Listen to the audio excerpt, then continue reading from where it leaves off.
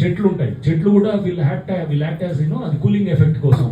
ఎందుకంటే మీకు తెలుసు ఇందాక 3 to 5 degrees ఎందుకు ఎక్కువ ఉన్నది హీట్ ఐలాండ్ కాన్సెప్ట్లో. సింపుల్, మన కాంక్రీట్ స్ట్రక్చర్స్ చాలా వస్తాయి, కాంక్రీట్ బిల్డింగ్స్ ఇవన్నీ వచ్చినప్పుడు, ఆ బిల్డింగ్స్ వచ్చినప్పుడు మొత్తం కాంక్రీటైజ్ అయిపోయింది మొత్తం. మీకు అది మనకి కోఎఫిషియంట్ ఆఫ్ రన్ ఆఫ్ అని ఉంటుంది అన్నమాట. ఆ కోఎఫిషియంట్ ఆఫ్ రన్ ఆఫ్ 0.98, 0.99 ఉందన్నమాట. అంటే 100 లీటర్లు వర్షం పడితే కనుక హార్డ్లీ 1 లీటర్ నీళ్లు ఇంకుతాయి లోపలికి, తక్కిన 99 లీటర్లు బయట అట్లా పారి చెరువులో లేకపోతే ఎక్కడ అంటే రోడ్ల మీద వారి డ్రైనేజీలకు వెళ్ళిపోవడం జరుగుతుంది.